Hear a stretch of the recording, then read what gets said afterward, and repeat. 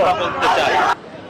আপনি যেই বক্তব্যে বলেছেন, আপনি যেভাবে বক্তব্য বলেছেন, যারা বাংলাদেশকে মৌলবাদী রাষ্ট্র হিসেবে পরিচয় করাতে চায় তারাই বনলতার এই সিনেমা প্রদর্শনী বন্ধ করেছে। আমরা জবাবে বলতে চাই, আমরা মৌলবাদী রাষ্ট্র বানাতে চাই না, মুহাম্মদী আদর্শে ইসলামী রাষ্ট্র গঠন করতে চাই। ব্রাহ্মণবাড়িয়াতে আমরা ইসলামিক সংস্কৃতি তথা বাঙালি ইসলামী সংস্কৃতির পক্ষে আমরা, কিন্তু কেউ যদি এই শহরের মানুষ তারা সিনেমা দেখে না, এই জন্য সিনেমা হল বন্ধ হয়ে গেছে। এখন যদি কেউ এসে কোনো একটা শিক্ষা প্রতিষ্ঠানকে সিনেমা রূপান্তর করতে চাচ্ছে, আমরা বরদাস্ত করব না। ব্রাহ্মণবাড়িয়াকে বিভিন্ন ভাবে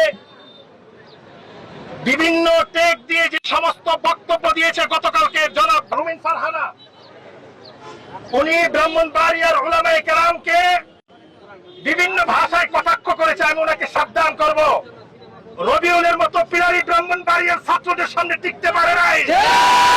আপনাকে আমাদের গলার টাইম নাই। ব্রাহ্মণবাড়িয়ার সাথে হাসিনা টাক্কর লাগছে, হাসিনা 2 বার নিঃশেষ হয়ে গেছে, আর আপনাকে তো আমরা হিসাবই করি না।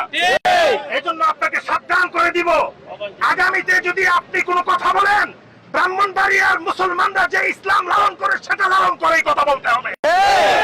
আপনি চাচ্ছেন এই দেশকে রাম বামদের দেশ বানানোর জন্য, আপনি চাচ্ছেন শাহবাগীদের মতামত, তাদের মতাদর্শ সরাইল আশুগঞ্জ ব্রাহ্মণবাড়িয়াকে প্রতিষ্ঠা করার জন্য, আপনার এই স্বপ্ন পূরণ হবে না কখনো ইনশাআল্লাহ।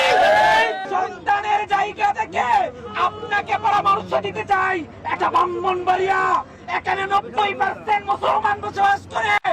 আমরা কোরআন নিয়ে, কোরআনের ভালোবাসা নিয়ে বসবাস করি।